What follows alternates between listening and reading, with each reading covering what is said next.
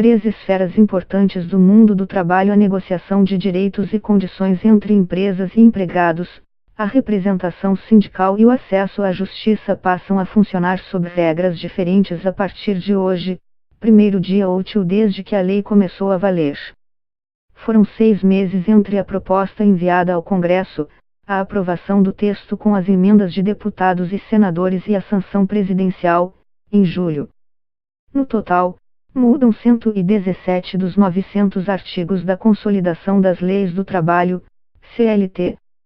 A aplicação da nova lei e, portanto, seu impacto na vida prática dos trabalhadores, contudo, não é consenso entre juízes, procuradores, fiscais e advogados.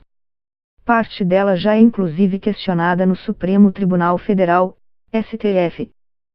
Só depois dos primeiros meses de vigência, dizem especialistas consultados pela Notícias Brasil, quando os juízes começarem a proferir as primeiras decisões com base na nova lei e for criada uma jurisprudência, será possível entender de fato o que a lei permite ou não. Ainda não dá para saber o que vai pegar, simplifica Patrícia Pellatieri, coordenadora de pesquisas do Departamento Intersindical de Estatística e Estudos Socioeconômicos, DIESE. Antes de deixar a Procuradoria-Geral da República, Rodrigo Janot pediu à Corte a anulação dos efeitos de artigos que prevêem que trabalhadores com direito à gratuidade judiciária passem a arcar com uma série de despesas quando moverem processos contra os empregadores. Os dispositivos, conforme a ação direta de inconstitucionalidade, ADI, ajuizada em agosto, dificultariam o acesso à justiça do trabalho e feririam direitos fundamentais. O relator do processo é o ministro Luiz Roberto Barroso, que ainda não apreciou o mérito.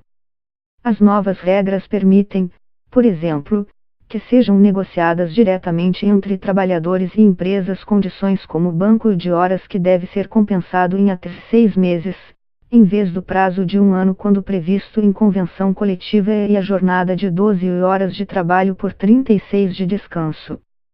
Também não precisariam passar pelos sindicatos os acordos feitos entre a empresa e os funcionários com diploma de nível superior que ganham mais de R/cifrão, 62, o equivalente a 2 vezes o teto do benefício do regime geral de previdência social referentes a pontos como jornada de trabalho, benefícios, participação nos lucros, plano de cargos e salários. Passa a valer a possibilidade de parcelamento de férias em até 3 períodos, contanto que nenhum seja menor do que 5 dias e um deles seja maior que 14 dias corridos. A lei cria ainda uma nova modalidade de rescisão de contrato de trabalho. Pela regra atual, quando o trabalhador é demitido sem justa causa, ele recebe do empregador uma multa equivalente a 40% do que foi depositado em seu Fundo de Garantia do Tempo de Serviço, FGTS, pode sacar o valor integral do fundo e tem acesso ao seguro-desemprego. Agora, caso o desligamento seja de comum acordo, o trabalhador recebe metade do valor da indenização, pode sacar 80% dos recursos do FGTS e não tem direito ao seguro-desemprego. Não há consenso entre juristas e operadores do direito sobre a abrangência dessas negociações diretas, se elas valem para os contratos anteriores ao início da vigência da nova CLT ou só para os assinados a partir de hoje. Para Alexandre de Almeida Cardoso, advogado da área trabalhista do escritório Tosini Freire, as novas regras, sem fonte de dúvida, passam a ser imediatamente aplicáveis a qualquer trabalhador formalizado. Sérgio Batalha, do Batalha Advogados Associados, por outro lado, afirma que a interpretação será polêmica, já que o artigo 468 da CLT estabelece que não podem ser feitas alterações de contrato em prejuízo do empregado. É o princípio da condição mais benéfica ao trabalhador, acrescenta o juiz Guilherme Guimarães Feliciano, presidente da Associação Nacional dos Magistrados da Justiça do Trabalho, ANAMATRA, entidade que vem fazendo uma série de críticas à nova legislação. É por isso que advogados como Domingos Fortunato, sócio do Matos Filho, vem recomendando aos clientes cautela nas negociações que possam entrar em conflito com o artigo 468, como a duração da jornada de trabalho. Cardoso, do Tosini Freire, lembra que os trabalhadores continuam protegidos pela Constituição e pela Convenção Coletiva da categoria, que muitas vezes garantem condições mínimas de segurança e saúde no ambiente de trabalho. Estão previstas na Lei 15 situações em que o que for acertado em acordos e convenções coletivas, ou seja, com a mediação dos sindicatos, tem prevalência sobre a lei. Temas como jornada de trabalho, troca de dias de feriado, participação nos lucros, enquadramento do grau de insalubridade e intervalo para almoço, que pode ser reduzido para 30 minutos para quem trabalha mais de 6 horas por dia.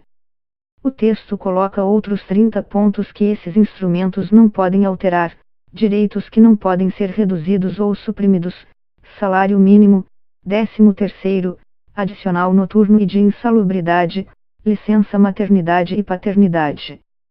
Patrícia Pellatieri, do Diese, observa que os sindicatos vêm tentando usar a prevalência do negociado sobre o legislado para reverter artigos da própria lei que eles enxergam como potenciais precarizadores das relações de trabalho.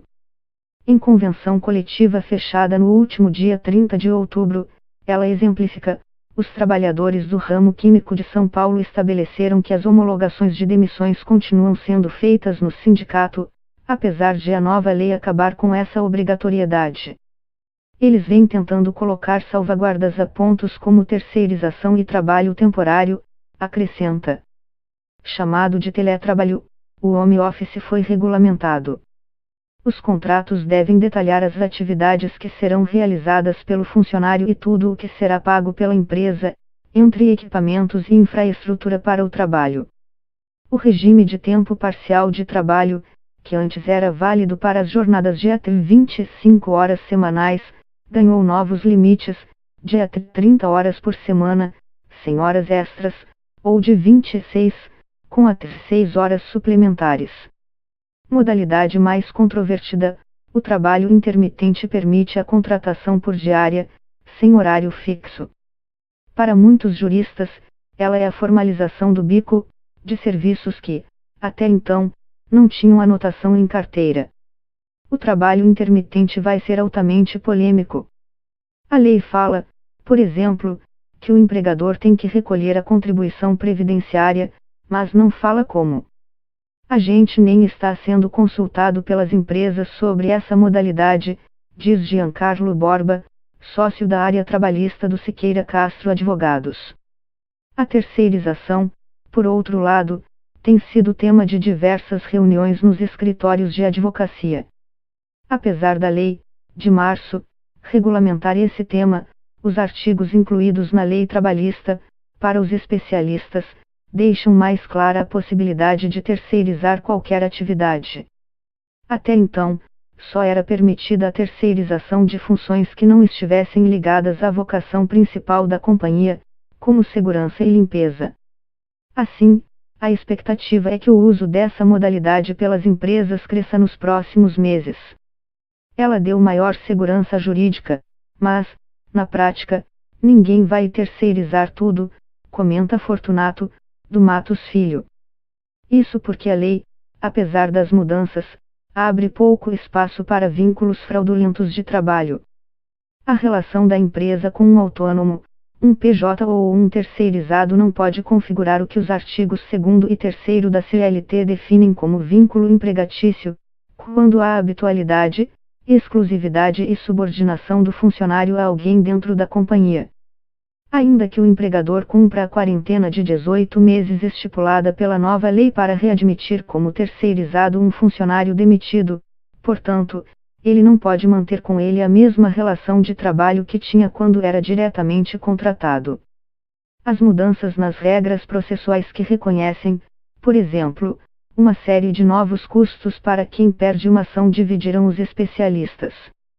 Para alguns, ela vai dificultar o acesso dos empregados à justiça do trabalho, para outros, vai inibir os aventureiros, que movem processos muitas vezes sem fundamentação com a expectativa de retorno financeiro. Estão entre os temas polêmicos nesse sentido os honorários de sucumbência, figura presente no direito civil que, até então, não existia no direito do trabalho e que prevê que a parte vencida pague os honorários do advogado da parte vencedora. A ADI ajuizada por Janot no STF pede que uma liminar suspenda os efeitos deste e dos artigos que prevêem pagamento de honorários periciais e das custas do processo em caso de falta à audiência para os trabalhadores beneficiários da justiça gratuita via de regra, todo aquele que conseguir comprovar insuficiência de recursos para arcar com a ação. Interpretados como obstáculo ao acesso à justiça gratuita, os dispositivos são inconstitucionais, concorda a Anamatra. Em outubro, a entidade divulgou 125 enunciados a respeito da nova legislação, propostas de interpretação que, em muitos casos, vão no sentido contrário ao que diz o texto que começou a valer no sábado. A lei foi discutida de forma assodada, ela é em vários pontos omissa, lacunosa, critica Feliciano, presidente da instituição. Apesar das observações feitas pela entidade, ele esclarece, prevalecerá nos tribunais o princípio da independência técnica dos juízes, ou seja, eles podem interpretar de maneiras diferentes a nova CLT.